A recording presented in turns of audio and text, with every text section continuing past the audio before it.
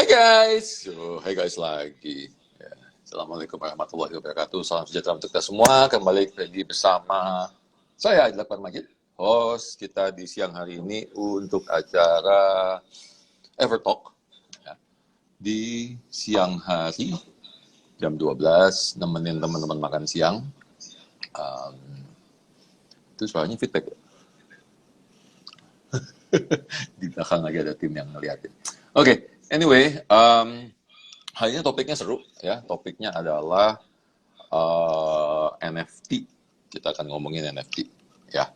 Dan narasumber kita pada hari ini juga jagoan, salah satu jagoannya NFT lah. Nanti kita ngobrol sama dia ya, Mas Gantar ya. Gantar Surapati, apa Gantar Senopati? Apa Senopati? Oke, nanti kita tungguin. Semoga Mas Gantar sudah bisa request atau di request. Coba kita lihat. Ya. Wah, Didi. Halo Mas Bro. Halo, halo, Apa kabar Mas Bro? Aidil. Enak banget masih di rumah dia. Wah, gue baru banget landing dari di Bali, di Jakarta kemarin malam. Sebenarnya gue masih recover ini dari kemarin abis full datang acara NFT, Web3 dan juga sampai di level kita bikin acara juga di sana lah. Kemarin juga nggak salah ketemu sama teman-teman Everscale juga kok di sana. Iya, makanya kemarin udah pada berangkat. Jadi akhirnya gue utus teman-teman di sana, gue jaga kandang kemarin. Anyway, aku belum jagoan loh di NFT, masih sama-sama belajar juga sama teman-teman yang lain lah. Nggak apa-apa, kita sharing-sharing karena yang nonton kita lebih nggak jagoan lagi soalnya. Jadi, Wah, yang nonton banyak juga nih ternyata nih. iya lumayan. Biasanya ada sekitar 1.000-an atau 3.000-an gitu biasanya sih. Oke. Nggak. Oke. Jadi gimana bro? Apa kabar bro? Jadi baru pulang semalam recovery. Ya, kemarin baru pulang. Gue benar-benar rest up dulu dari segi hulu hilir ke diri gue sama Web2 dan hal-hal yang gue lakuin di luar Web3 ya. Jadi kayak kemarin sama hari ini tuh sebenarnya lagi pengen fokus ke recovery dulu lah. Tapi berhubung sharing-sharing ini bisa uplifting energi gue lagi jadi makin nge-recharge, why not gitu. Jadi kita sharing-sharing lah di sini. Kali aja dari sharingnya diriku sama Mas Aidil bisa membuahkan sebuah itikat baik dan intensi baik lah buat teman-teman jadi tahu tentang NFT itu sendiri, industrinya dan lain sebagainya lah.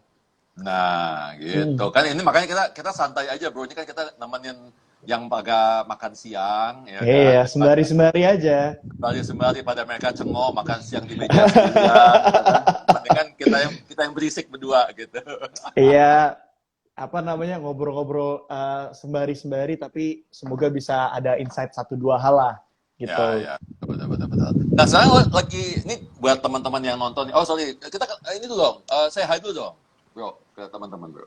Halo teman-teman Everscale. Nah, mungkin gue nggak nyapai 3 audiens kali ya, Mas Aidil ya. 3 audiens teman-teman dari Everscale, teman-teman dari audiens Mas Aidil dan juga teman-teman dari audiens gue sendiri. Hello teman-teman, really appreciate it udah ngeluangin waktu dan mau dengerin bincang-bincang seru kita lah gitu loh. Tapi ya hopefully dari apa yang kita obrolin kali ini bisa ngebuahin beberapa hal lah. Seenggaknya jadi ada perspektif baru. Jadi kayak, oh begini, iya ya, kayak gitu loh. Yang awalnya pernah mempunyai suatu pikiran seperti apa, karena kita ngobrol-ngobrol di sini, nanti jadi bisa ada buah pemikiran baru lah, seperti itu. Ya teman-teman ya, jadi ini Mas Gantar Surapati, dia, saya ketemu juga belum lama, kenal juga masih baru, gitu ya, pertama kali kenalan, dia bilang, nama gue Gantar. Apa lo bilang apa maju target gimana ya? Gue lupa perkenalan lo yang Oke, lo masih ingat ya. Jadi kan sebenarnya gue sebelum menarik itu gue really grateful dan bersyukur banget sama gue tuh unik ya Gantar, karena jarang banget orang yang punya nama Gantar. Tapi untuk biar gampang orang tahu gampang nama gue dan catchy banget, gue pasti biasanya kenalin sama orang adalah halo gue Gantar, sorry siapa? Oke. Gampangnya gini aja, lu buat tahu nama gue, Maju Tak Gentar, Gantar, kayak gitu. Itu nggak lupa sih orang sih. Iya. Jadi ini catchy banget gitu. Iya benar. Jadi sekarang lagi sibuk apa nih bro? Kita mulai dari aktivitas dulu deh. Oke, kalau sebenarnya gue bilangnya bukan kesibukan ya, karena sebuah kesibukan tuh pada saat lo nggak membuangkan waktu untuk hal-hal lain, tapi gue bilangnya adalah sebuah produktivitas atau bisa dibilang sebuah kepadatan lah, for good cause lah. Tapi kalau untuk sekarang sendiri, seperti yang sudah ada di yang seperti share juga dari teman-teman Upscale, aku sendiri tuh bisa dibilang Web3 ecosystem builder lah. Jadi ada sekiranya beberapa project NFT maupun komunitas NFT yang aku build nih sekarang nih bareng sama teman-teman lain lah. As simple as overview, simple aja sebenarnya untuk ngebangun ekosistemnya dari Web3 itu lebih sehat, berkesinambungan dan connected dots juga. Dan juga secara the noble cause-nya pengen ngebantu ekonomi kreatif dan juga tech industri Indonesia tuh jauh lebih beyond lah kayak gitu. Oke. Itu ya teman-teman ya. Nanti ini kita kulik lagi nih yang masih belum ngerti NFT apa, Web3 apa nih karena banyak banget istilah-istilah. Dan jangan takut, gue juga masih belajar gitu ya. Jadi I'm newbie here gitu. Jadi Ya sama-sama belajar lah kita lah. Iya. Jadi udah berapa lama bro terjun di NFT dan Web3? To be honest, kalau misal ngomongin NFT sendiri, sebenarnya belum ada 6 bulan, Mas Aidil. Belum ada 6 bulan, tapi pace dan juga productivity and the learning flow-nya tuh 6 bulannya udah kayak 6 tahun gitu loh. Karena apa ya, time zone-nya Web3 tuh beda sendiri. Tapi kalau ngomongin masalah jump in pertama kali buat di Web3 tuh sebenarnya di kripto. Aku tuh udah di kripto dari 2018. Sebenarnya nggak banyak orang tahu ya sebenarnya gitu. Ya.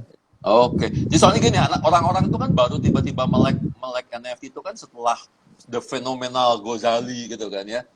Gitu. Nah, sebelum-sebelumnya kan kayaknya yang ngerti ya cuma anak-anak yang main kripto, anak-anak yang yang beli NFT luar gitu kan. Tapi di Indonesia sebenarnya masih ada sih, ada ngeraba-ngeraba, tapi kan baru fenomenal baru pas Gozali. Gozali itu akhir tahun kemarin ya? Apa awal tahun ini ya? Kalau nggak salah. Around akhir tahun kemarin kalau nggak salah deh ya. Akhir tahun kemarin ya. Terus kemudian diikutin lagi sama artis-artis, ada beberapa yang masuk ke NFT. Nah, terus kalau lo sendiri bro, apa nih yang bikin lo tertarik untuk masuk ke NFT? NFT, oke. Sebenarnya kalau menarik lagi dari apa yang dari Gozali itu sendiri ya, Mas Aidil ya. Sebenarnya kan dari apa yang dia ada di Gozali itu sebenarnya udah semacam apa ya? Jadi proving something lah. Sebelumnya orang masuk ke Web3 itu lebih ke buat investment, buat cuan atau buat semata-mata buat cepet lah. Ini correct me if I'm wrong ya. Ini berdasarkan analisa sendiriku aja. Tapi dari adanya fenomena Gozali, walaupun bukan the biggest ya. Tapi fenomena Gozali ini tuh memberikan tanda bahwa sebenarnya orang tuh jauh lebih masif secara inklusif dan juga secara numbers tuh kebantu untuk lebih inklusif ke dunia NFT-nya tuh gara-gara Gozali itu sendiri. Karena apa? Gozali. When you owning the NFT, lu bukan hanya kayak oke, gue beli NFT gue cuan, no, but you more inclusive to the community, you more inclusive to the network, you more inclusive to the teknologi. Makanya mencoba untuk menjawab dari pertanyaan Mas Adil tadi, kenapa sih Leap of Faith-nya pertama kali decide untuk joining di NFT ecosystem dan sampai sekarang belajar berkarya berbagi sendiri untuk membangun ekosistem ini lebih baik lah. Ya dimana alasan awalnya adalah karena we are still early, dan juga why not kita jadi early adapter gitu loh. Karena bisa dibilang apa yang kita lakuin bersama-sama di sini di dunia NFT atau Web3 itu something like 30 sampai 40 tahun yang lalu pada saat awal mengenal internet lah. Banyak yang masih skeptik, banyak yang masih nggak percaya dan ya udah, aku nggak mau berubah dan gue udah nyaman ini. Memang nyatanya perubahan itu memang susah Mas Aidi, tapi kan pada intinya aku pernah dapat suatu kutipan lah dari salah satu mentorku juga di NFT, Mas Jagat namanya, dia bilang gini, sebuah invention itu nggak akan pernah ada kalau misalnya kita dari awal tuh udah yakin. Pasti akan banyak keraguan dan juga akan banyak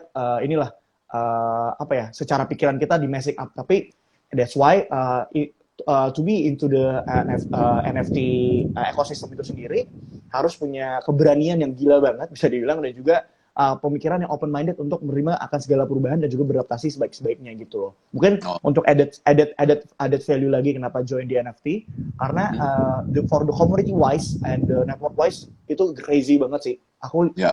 Itu gila banget, dan juga secara knowledge, perspektif dan experience dari teman-teman yang ada di dalamnya itu juga apa ya, se-amazing itulah. Mungkin milestone-nya kalau misalnya aku dulu nggak masuk ke Web3, Ya, belum tentu bisa aku dapetin di Web2 lah, seperti itu sih Mas. Itu mungkin ya, alasan-alasan yang aku mention pun kalau Mas Aidil sadar itu alasan-alasan yang non monetary value lah, karena itu jauh lebih precious daripada secara financial value sendiri sih, kayak ya. gitu. Ya, betul-betul. Nah, jadi gini, mungkin buat teman-teman yang tadi dengerin masih, wah bingung, nanti gue juga mau ekspor lebih dalam lagi ya. Jadi kan selama yang tadi di awal Mas Gantar bilang bahwa orang tahu NFT itu cuma buat investasi doang, gitu ya.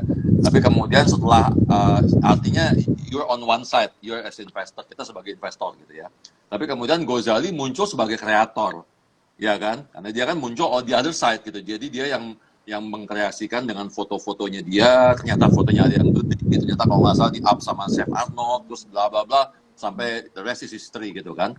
Jadi bahwa buat teman-teman ini ada dua sisi sih sebenarnya, lo sebagai investor atau juga lo sebagai kreator. Dan sebagai kreator tuh menurut gue sih unlimited ya, karena tapi memang basicnya saat ini masih di awal-awal mungkin masih di art ya, jadi foto, musik, film dan sebagainya. Tapi sebenarnya itu bisa lebih luas lagi dari itu. Nah, ini ada pertanyaan nih bro, dari tadi kita udah menyerocos masalah NFT.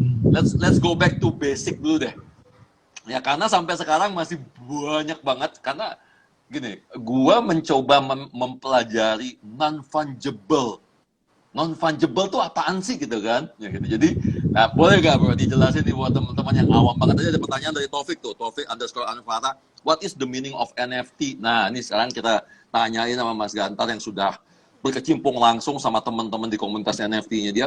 Apa sih sebenarnya NFT atau non-fungible token itu? Silakan. Oke, ini balik lagi disclaimer, correct me if I'm wrong kalau misalnya sekiranya Ya, teman-teman mempunyai informasi yang lebih valid dan juga lebih sure lah. Tapi ini sharing based on my based on my experience, insight and also opinion ya. ya, ya. Non-fungible NFT kan sebenarnya kesingkatan dari non-fungible token. Nah, Ya. NFT itu sebenarnya salah satu variabel turunan dari blockchain itu sendiri. Jadi dari blockchain secara network currency dari crypto itu sendiri baru jadinya ada NFT. Nah, dan biasanya yang common banget sebenarnya secara NFT network itu kan biasanya memakai Ethereum lah, ERC-721, dan juga Ya. misalnya ada variabel-variabel lainnya kayak misalnya Tezos, Solana, dan lain sebagainya. Nah, tapi sebenarnya pada intinya adalah kenapa sih adanya NFT itu sebenarnya pada saat lu membuat karya apapun, ya mau itu karya musik, seni, properti, digital atau apa, dengan adanya NFT ini, kepemilikan dan pencatatan dan juga transparansinya itu bisa jelas gitu loh. Jadi Ya. kayak pada istilahnya fair lah secara rights-nya gitu loh. Jadi once lo beli suatu karya atau suatu ekosistem atau suatu pas dari NFT itu sendiri, itu bisa secara rights-nya tuh bener kayak, oh ini punya lu gitu loh, dan Ya. ini bukan punya orang lain gitu loh, sesimpelnya gitu lah secara NFT lah gitu. Dan Ya. NFT itu sendiri juga nge-solve banyak bottlenecks yang ada di Web2 itu sendiri. Sebagai contohnya jauh lebih fair dari segi royalti, terus Ya. juga mengasih kebebasan buat teman-teman yang lain secara, apalagi creator ya, dan juga orang yang believe dan juga builder dari Web3 itu sendiri untuk lebih berekspresif, menjadi yang beda, terus juga mengubah untuk adanya perubahan itu sendiri sih, begitu Mas Aidil. Ya, nah gini jadi teman-teman, aku tambahin ya, itu udah teknis banget nih, aku tambahin coba dalam bahasa sederhana. Namanya kan non-fungible ya. Ada orang yang bilang non-fungible itu katanya nggak bisa ditransaksikan.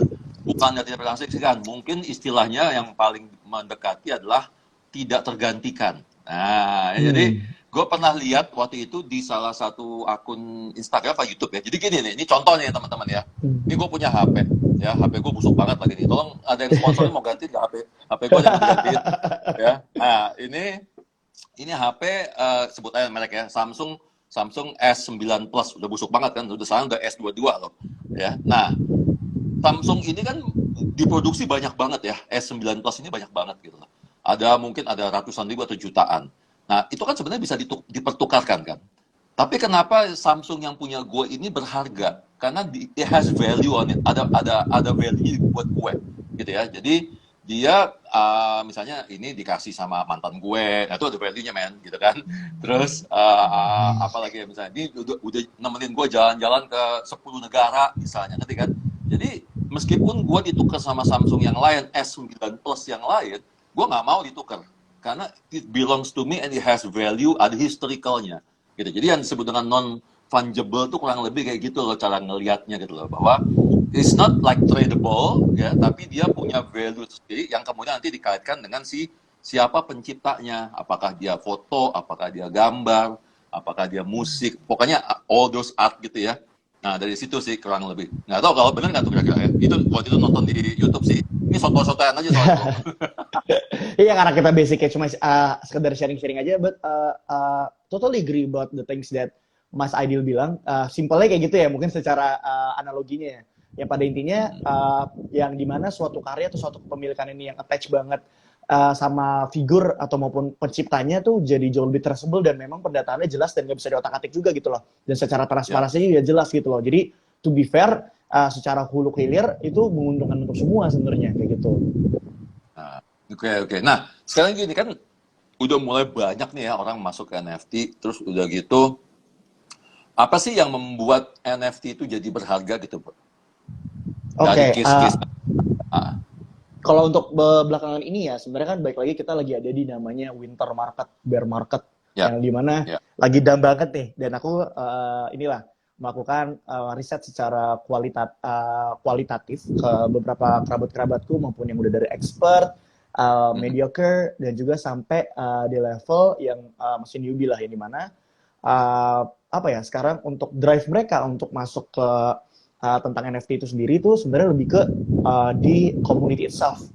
Ya dimana community itself itu secara overview-nya gimana networking-nya, gimana ilmu yang dia dapat, dan juga apa yang bisa mereka dapetin value-nya lebih besar dari apa yang mereka keluarkan lah. Karena sebenarnya mungkin orang pikir, oke, gue join ke NFT, gue beli karya ini nih. Tapi sebenarnya enggak, lu mempunyai satu NFT itu sebenarnya lu gerbang untuk masuk ke satu ekosistem. Oke, misalnya gue beli misalnya gue beli purchase untuk mempunyai satu karya dari Mind Blow On misalnya, di mana itu sebenarnya gerbang untuk gue masuk ke ekosistemnya mereka, di mana dari ekosistem tersebut gue bisa melakukan banyak hal, misalnya gue berkontribusi, ngasih ide untuk bikin event sendiri dengan community wallet mereka, atau bisa dengan dari segi ya udah ngelakuin activity non monetary value, golf bareng, nonton film bareng, terus juga dapetin networking yang precious banget ya, di mana bisa connect ke secara pribadi dan juga secara web to web 3 lah. Karena sekarang spiritnya tuh lebih kayak gitu, the bondingnya dan juga insight yang mereka dapat di suatu komunitas tersebut lah. That's why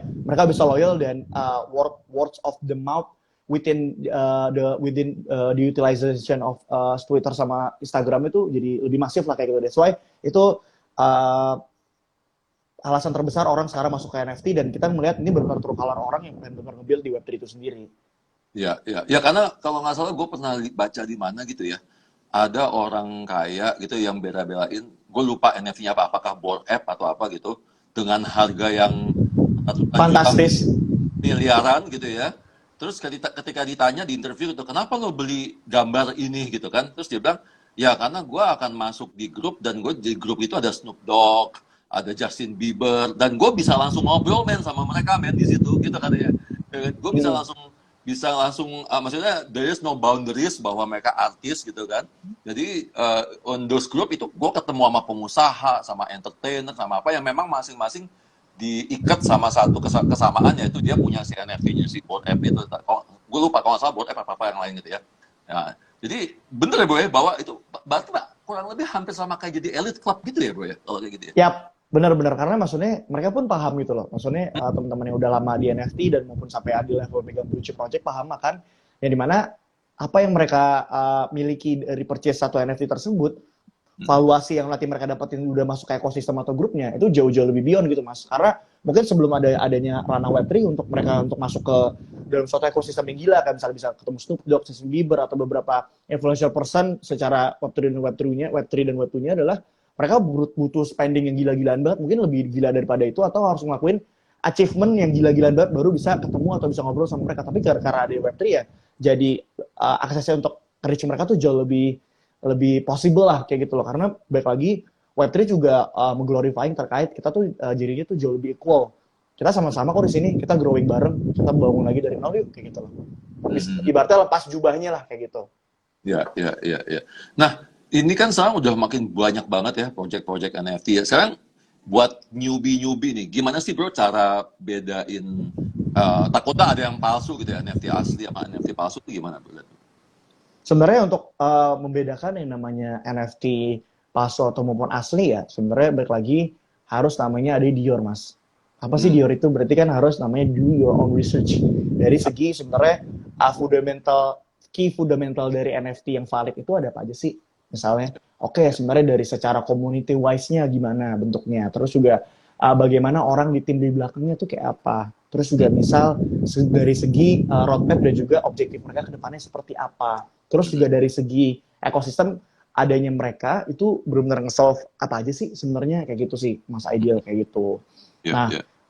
itu variabel-variabel awal untuk mengetahui ini palsu atau asli atau palsu ya. Tapi kalau misalnya untuk dari segi marketplace, sebenarnya beberapa marketplace contohnya seperti OpenSea itu membantu lah dari segi bagaimana kita bisa mengetahui NFT ini asli atau palsu ya. Sebenarnya dari segi apa ether address-nya atau mungkin Ya, dari segi ini di marketplace udah verified atau enggak kayak gitu, ya. atau kita bisa bertanya figur-figur atau kerabat-kerabat kita yang udah lama lebih di NFT untuk cross check dulu lah kayak gitu. Jadi ada beberapa layering sebelum lebih baiknya sebelum tap in ke satu project ini untuk ya udah join di ekosistemnya kayak gitu. Ya kan kayak tadi kan ini kan di minting kemudian dicatatkan di blockchain kan ya. Ya Hmm. dalam hal ini Ethereum. Kan memang harusnya kalau kita ngecek di Etherscan harusnya kebaca dong ya project ini NFT ini punya siapa atau milik walletnya siapa gitu kan udah ketahuan harusnya bro ya kan emang nggak bisa disepalsuin sebenarnya kan kalau kalau kalau ngerti teknisnya gitu ya. Yap, agree. Gitu. Oke, oke, oke. Terus gini, lately itu kan NFT dikaitkan sama metaverse ya. Gitu. Gua nggak tahu nih yang mana yang duluan lahir nih NFT duluan atau metaverse duluan. Karena ada beberapa metaverse yang lo kalau mau bisa join, kemudian lo harus punya NFT-nya dia gitu ya. Nah itu gimana tuh bro kaitannya bro? Sebenarnya gini loh, mungkin kalau ngomongin masalah metaverse ya, kan orang mikir, oke, gue kalau mau di metaverse, gue harus punya lahan di Decentraland, punya lahan di Sandbox, punya lahan di Reddit, atau gue harus pakai Oculus, atau gue harus pakai alat apa untuk ada di metaverse itu sendiri. Tapi sebenarnya ngomongin terkait metaverse ya, sebenarnya as simple as dimana lu ada di posisi menggunakan satu platform atau satu joining di satu ekosistem ini udah anggap sebagai rumah kedua lo, itu sebenarnya udah di metaverse sebenarnya Mas Ideal di mana misal Ah, sebagai contoh gue habis ngelakuin produktif apa atau ngelakuin apa, when I go home, when I ah, open my laptop or open my Discord, gue pasti ke channel Discord tersebut lah kayak gitu ya, misalnya, yang ya. dimana gue di sana ngobrol atau misalnya apa ngeceritain apa yang gue lakuin atau apa, itu sebenarnya udah as simple apa ya namanya metaverse udah terjadi sebenarnya, bukan yang kayak sekompleks itu lah, tapi sesimpel yang dimana ya udah metaverse menurutku adalah yang dimana kita bisa menganggap suatu platform atau suatu wadah ini sebagai rumah kedua kita, itu udah jadi metaverse, dan barir untuk berbicara dengan orang-orang yang pengen kita temuin atau orang-orang yang baru pengen kita temuin tuh jadi gak ada batasan lah kayak gitu loh. Jadi serasa padahal ngobrolnya kita sama pakai laptop atau pakai handphone atau pakai device kita lainnya, tapi kita ngerasa mereka ada di sekitar kita kayak gitu. Itu sebenarnya udah terjadi namanya metaverse sendiri. Makanya that's why setuju banget tuh, tadi ada Wahdung bilang metaverse ya nggak harus VR kayak gitu. Ya. Sesimpel kita nganggap metaverse udah suatu wadah atau suatu channel Discord udah menjadi rumah kedua kita, itu udah terjadi namanya metaverse sendiri kayak gitu. Ya, ya, ya, keren. Gue setuju banget karena orang mikirnya metaverse itu sesuatu yang selalu canggih. Padahal kalau lu malam-malam sebelum tidur dari jam 9 sampai jam 2 pagi, terus apa jangan jam 9, jam 11 sampai jam 2 pagi, lo scrolling, you're into Instagram, lo basically ya lo udah di dalam Instagram first gitu kan. Ya artinya Yeah. lo udah pindah dunia gitu kan, udah bukan di dunia karena lo udah so focus on apa namanya doing the scrolling dan cari-cari informasi di Instagram. Oke, gue setuju banget, keren. Nah, balik ke NFT sama Indonesia nih bro, kan kita kan di Indonesia ya. Sebenarnya seberapa gede sih market NFT di Indonesia tuh? Atau potensinya seberapa gede sih? Jujur kalau misalnya secara market ya, ini kembali lagi, correct me if I'm wrong, ini dari pengetahuanku dari segi opini research dan pengalaman ya, yang dimana secara marketnya NFT itu sebenarnya kalau secara populasi di Indonesia itu belum ada 5% ya Wow. yang itu ya, yang dimana that's why dibalik ke hal yang diriku coba sampai di awal, sebenarnya kita masih early adopting banget nih untuk bisa lebih inklusif lagi dan jauh lebih ekspresif lah dari segi NFT itu sendiri lah. dari segi kegunaan, manfaat, dan juga membantu solusi akan banyak hal. Tapi kalau ngomongin masalah potensi, kalau menurutku, but correct me if I'm wrong ya, karena ini sharing-sharing, ini bakal jadi something yang promising banget, dan juga potentially banget. Karena apa? Karena baik lagi, memang kalau misalnya Mas Dahil sadar, arah rotasi dari perkembangan zaman itu akan mengarah seperti itu ke depannya, kayak gitu loh. Yang sesimpel mungkin adik-adik kita atau teman-teman kita yang di bawah umur kita tuh udah dari awal udah melek akan namanya teknologi lah, kayak gitu loh. Yang dimana mereka yang harusnya untuk in order to do something butuh effort yang lebih banyak, sekarang tuh jauh lebih easy lah. Dan yang dimana dari Web3 dan juga NFT itu sendiri itu benar-benar sekarang udah ada tangible datanya, itu benar-benar mempermudah dan juga nge-solve banyak hal itu sebenarnya, Mas Ideal. Yang dimana that's why aku bisa bilang potensial itu, karena ibaratnya mungkin secara gambaran adalah potensialnya NFT itu seperti halnya 40-50 tahun lagi orang waktu inventing internet nggak percaya, tapi ternyata sekarang lihat internet udah segede apa ya, yang kedepannya NFT maupun Web3 industri kedepannya akan seperti itu, believe it or not ya. Betul. Memang nggak gampang bisa lebih cepat malah ya.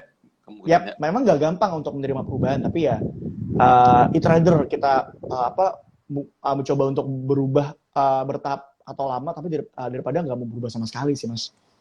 Jadi kalau tadi ngomong adik-adik kita gitu ya. Nah, jadi sebenarnya market yang cocok itu generasi Z ya, apa alpha, apa gimana Bro yang sebenarnya kalau ngomongin masalah cocok-cocokan baik lagi ke individu masing-masing ya, tapi kalau ngomongin secara overview dari yang udah look up tuh ke dunia NFT itu sendiri, mostly ya based on my experiences, correct me if I'm wrong also, itu mostly sekarang udah dikuasain sama market dari millennials dan juga Gen Z itu sendiri. Tapi banyak juga loh, aku udah ketemu dari teman-teman yang boomers atau yang udah lebih dari 40 tahun tuh udah open up terkait hal itu. Karena bukan karena gue tahu nih cuannya besar atau apa, tapi karena ini can be something buat legacy buat anak-anak cucu gue atau buat negara gue. Gue bisa kontribusi lebih nih dari platform yang ngasih kebebasan gue untuk berekspresi. Gue ketemu orang yang bisa bikin gue jadi tambah lebih awet muda, kayak gitu-gitu loh.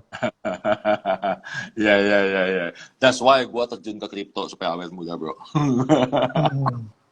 Ketemunya Gantar dan teman-teman sebagai generasi tua. Terus tadi ngomongin komunitas ya Bro, tadi ada ngomongin sering banget di mention komunitas segala macam. Katanya dekat-dekat lo lagi nge-build community, apa tuh Bro? Bisa diceritain nggak? Oke, sebenarnya community-nya sendiri yang lagi dibangun ekosistem itu ada beberapa hal nih. Sebagai contohnya ada 88 Fortune Community Web3, ada Utopia NFT Club, kayak gitulah. Dan juga sekarang lagi building juga di salah satu project NFT yang very one of the best di Asia lah, kayak gitulah. Di mana basicnya adalah nge-building ini balik lagi nge-building community itu sama aja menurutku belajar hidup lah. Belajar hidup dan juga lebih belajar untuk memahami manusia itu sendiri. And that's why the key of everything that aku yang sebut tadi yang aku lagi building adalah ya di community-nya gitu loh. When the community happy, the ecosystem is good, and the ecosystem is healthy, ya itu bakal beyond banget, and it will be sustain gitu loh. Karena ada variable-variable secara heart to heart atau mungkin secara minded wise atau hulu ke hilir lainnya itu jauh lebih kena lah, kayak gitu Mas. Kayak gitu bisa dibilang. Oke. Terus jadi ada apa Utopia 88. Nah, ya. Itu NFT dua-duanya. Dua-duanya NFT.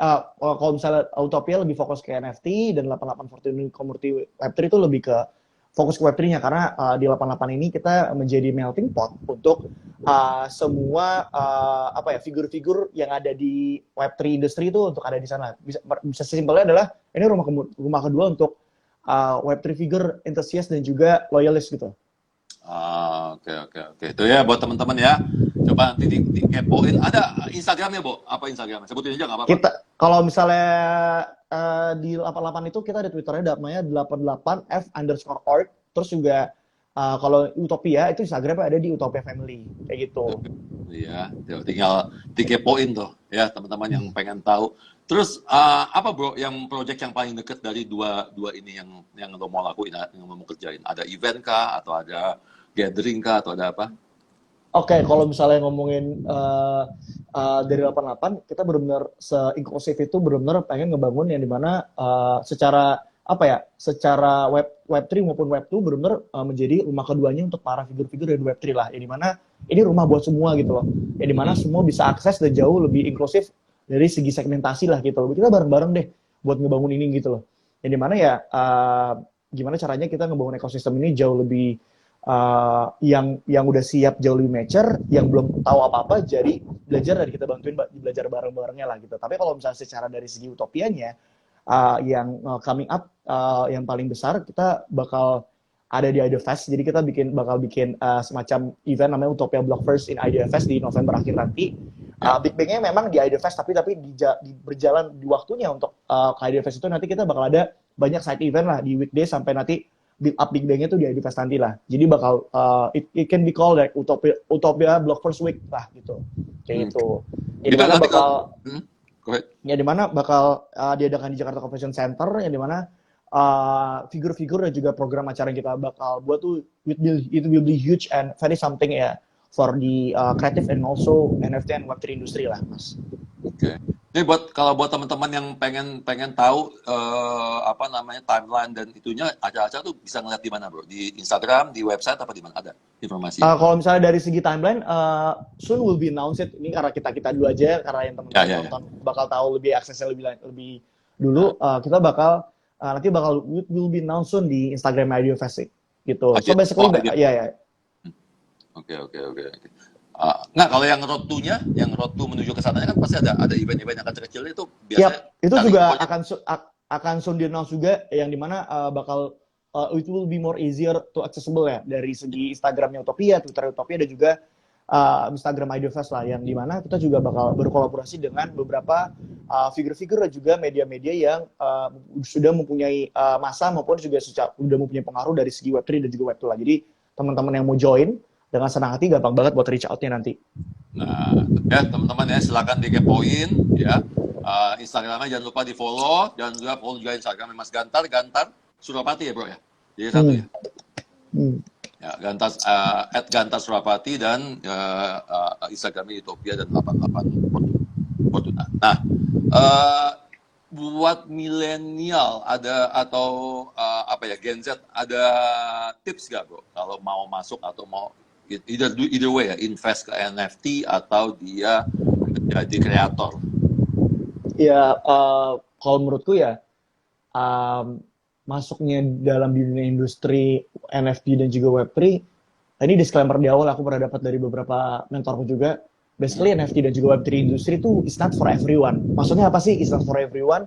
Pada saat lu ngelakuinnya setengah-setengah, cuma pengen ikut-ikutan aja, better is not gitu loh. Karena banyak yang bakal banyak yang lu lewatin, dan juga bakal banyak yang lu missing lah. Tapi when it's come, lu udah pengen leap of faith dan juga pengen se-fulfilling itu di NFT dan juga Web3 industri, lu bakal yang dimana yang seperti sebenarnya variabel-variabel yang seperti yang di-mention tadi, Mas Aidil, yang dimana bakal dapat community yang ini kayak udah jadi keluarga kedua gue deh. Ini bukannya peres atau apa, tapi ya it is what it is gitu loh. Yang gue pikir pada saat gue dulu leap of faith beberapa bulan yang lalu di Web3, gue pikir anjir ini bakal jadi, bad words, ini bakal jadi sesuatu yang adaptasi dan juga bakal a lot of things to adapt. Tapi ternyata di sini gue benar-benar bisa jadi diri gue sendiri dan bebas berekspresi gitu. Mungkin di wadah lain kayak lu tuh aneh atau unik, lu jangan jadi aneh dan unik ya, lu harus menjadi orang normal. Tapi kalau di Web3 itu gue dikasih kebebasan dan juga freedom untuk kayak menjadi diri gue sendiri. Oke, lu aneh, lu unik, keep being you, karena dengan lu keep being you, it's what you stand for, and lu bakal jauh lebih belongs to this Web3 ekosistem itu sendiri gitu loh. Mungkin itu why yang paling besar kali ya, ini mana buat teman-teman masuk ya, teman-teman bisa bebas berekspresi dan jadi diri sendiri dan lebih bebas ya. Mungkin ini mungkin kayak Gantar cuma ngomong aja, tapi ya lo coba leap of faith di Web3 NFT itu sendiri dan rasain, dan most of the people yang gue temuin mereka merasakan itu sih. Mereka menemukan orang-orang yang mereka sebenarnya kayak nggak ada deh orang semikirannya sama kayak gue, tapi mereka bisa ketemu. Kayak nggak pernah deh ada orang segokil itu untuk berajak diskusi, ternyata akhirnya mereka ketemu juga gitu loh. Bener-bener makna dan juga energi dari connecting the dots itu benar-benar nyata adanya di NFT industri itu sendiri. Oh, buat teman-teman ini gue juga baru tahu nih. Jadi buat kalian-kalian yang mungkin selama ini ngerasa bahwa kok nggak ada yang bisa ngertiin gue ya, atau ngerasa gue kok beda sendiri ya gitu kan, then you should join the NFT community ya, sama Web3, karena lo akan maksudnya di sana nggak ada judgment, nggak ada apa, everybody can express themselves ya kan, lo bebas mau jadi apa ya kan, jadi suka-suka lo lah, dan lo bisa berdiskusi segila apapun kali ya bro di sana bro ya, dengan siapapun, dan nggak ada orang yang anggap bahwa ide lo gila gitu kan gitu ya. Iya, maksudnya benar-benar bahas apapun tuh bisa, karena basically most of the audience of Web3, but correct me if I'm wrong juga, Web3 dan NFT Indonesia adalah orang-orang yang open minded banget, karena kita benar-benar bisa sharing akan apapun hal itulah, kayak gitu. Bahkan malah sebenarnya selama aku udah di Web3 itu sendiri, aku banyak banget belajar hidup sebenarnya, belajar untuk lebih menghargai hidup, mengapresiasi hidup, menghargai orang lain kayak gitu loh, menghargai proses dan lain sebagainya lah. Ya. Nah, tuh ya buat teman-teman ya, I think you should try gitu, kalau misalnya memang ngerasa bahwa oke, ini gue banget nih, gue mesti coba sih, mesti join sih gitu. Nah terakhir bro, Everscale kan juga punya NFT marketplace kalau nggak salah. Terus kalau nggak salah waktu itu kan lo ikutan acara ya waktu pas kita Ya, apa ya, press conference lah waktu itu ya. So what do you think bro tentang Everscale bro? karena kalau menurut gue ya, kalau ngomongin masalah suatu entity, especially Everscale itu sendiri, when it comes kalau misalnya the objective, misalnya so objective wise ya, karena secara objektif dan juga energy dan value itu sendiri, Mas Aidil dan teman-teman Everscale yang lebih paham lah. Tapi when it comes Everscale mempunyai objektif dan juga roadmap yang semula itu maksudnya kayak apa sih, lebih ke ngebangun ekosistem ini jauh lebih sehat, lebih baik, dan juga benar-benar going sama-sama, let's go, kita kolaborasi bareng gitu loh. Mungkin variabel-variabelnya apa, kita bisa bahas bareng gitu loh. Karena kita, we are on this together kok sebenarnya. Karena balik lagi, kita sekarang lagi ada di zaman purbanya NFT dan juga Web3. Ya udah, kita bertahap lah untuk biar teman-teman yang di luar sana tuh mau bergabung. Tapi bukan kayak, oke, ayo join yuk. Tapi bukan lebih ke mereka dengan sendirinya mau untuk bergabung. Karena memang balik lagi yang pernah aku bilang dari awal, it's not for everyone gitu loh. Bukan yang kita datang ke mereka, tapi mereka yang datang sendiri ke kita gitu loh. Gitu. Dengan adanya kurasi, dengan mereka kurasi dirinya sendiri, kayak ini saatnya gue deh untuk bisa jauh lebih berekspresif, jauh lebih freedom, dan benar nge-solve banyak hal yang ada di NFT itu industri sendiri gitu loh. Social cost, environmental cost, government cost, economical cost, dan lain sebagainya lah. We solve, karena bener nyatanya Web3 dan NFT bener lah, it does solve a lot of things. Ya. Gue suka tadi statementnya. Ini zaman purbanya NFT dan Web3. Yeah. Karena benar-benar early ya bro ya. Gitu. Jadi nanti kita kan nanti 10 tahun lagi, 15-20 tahun lagi, ketika kita udah ngobrol-ngobrol santai gitu kan, terus kita lihat look back gitu kan, hei gila men, 15 tahun lalu kita bikin ini loh, kita ngebikin ini loh gitu kan, sama halnya kayak sekarang kita nggak internet ya. keren, gue suka. Thank you. Oke, dari sisi Everscale, buat ini mau ngasih pengumuman sih sebenarnya. Gue mau ngasih pengumuman bro, sekalian juga ngasih tau lo bahwa today ya, hari ini jam 2 siang, berapa menit lagi? 1 jam setengah ya, 1 jam seperempat, koin Everscale akan listing di Indodax. Ya. Jadi siap-siap teman-teman lihat ya, jadi hari ini baru bisa deposit nanti di Indodax, tapi baru bisa tradingnya besok tanggal 1. Tapi it's a mark of our achievement, karena itu salah satu roadmap kita juga, dan bentuk komitmen juga dari Everscale ke teman-teman. Karena gini, Everscale tuh gede banget ya, dia kan blockchain basically ya, ada koinnya, ada NFT marketplace-nya, ada game-nya, ya ada metaverse-nya juga, terus macam-macam, projectnya banyak banget. Makanya tadi keren banget sih, dengan teman-teman, dengan Mas Gantar dan teman-teman dari Topia dan 88 Fortuna, kita pengen banget sih bisa kolaborasi, apa nih yang kita bisa saling kontribusi gitu ya, yang kita bisa bantu ke ekosistem di Indonesia gitu. Karena kayak tadi lo bilang, ini gede banget marketnya, terus nggak mungkin dikerjain sendiri, ya kan? Nggak mungkin dikerjain sendiri, jadi memang paling benar adalah kolaborasi gitu. Yang gede-gede kolaborasi, yang kecil-kecil kolaborasi, terus yuk kita garap bareng-bareng supaya siapapun nanti, adik-adik kita, cucu-cucu kita, bahkan mungkin ya anak kita, cucu kita gitu ya kan, nanti nikmatin gitu, bahwa dulu bapaknya tuh yang ngebangun tuh gitu kan. Gitu ya. Itu tuh satu lagi teman-teman, ini sama seperti minggu lalu kita ada quiz dan giveaway ya. dari Everscale, kita akan kasih token, akan kasih koin Everscale. Jadi buat teman-teman, syaratnya mudah banget ya. Follow 3 akun Instagram kita, akunnya Mas Gantar Surapati, akun saya Aidil Akbar Majid, dan jangan lupa akunnya Everscale ID, ya, Everscale ID. Terus kemudian join di telegroupnya kita. Jadi nanti cek aja di Everscale ID, ada bawahnya ada Telegram group, join di situ. Terus kemudian kirimkan alamat walletnya Everscale sekalian. Jadi kalian download dulu ya Ever Wallet, kemudian copy alamatnya, kirimin lewat DM aja ke Instagramnya Everscale. Nanti kita akan drop koin yang banyak ke sana ya, ke alamatnya. Gitu ya. Jadi gampang banget.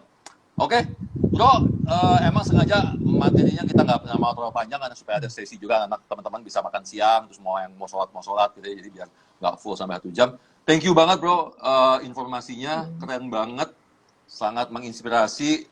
Gue banyak banget dapat informasi baru ya, belajar juga banyak banget sudut pandang yang berbeda juga gitu ya. Thank you sekali lagi, sukses terus ya. Hopefully dalam waktu dekat kita udah bisa kolaborasi seperti yang kita omongin kemarin-kemarin. Amin. Would love to. Looking forward to our collaboration. Tapi sebelum mengakhiri adalah sekali lagi aku bilang thank you so much dan really appreciate it buat teman-teman yang udah datang. Sekiranya misalnya ada kurang tepat atau misalnya misleading information, definition dan lain sebagainya, atau ada yang kurang-kurang dari diriku, feel free banget buat DM atau ngobrol bareng. Karena kita nggak luput dari kesalahan dan diriku juga masih banyak kurangnya dan juga masih banyak belajar juga lah.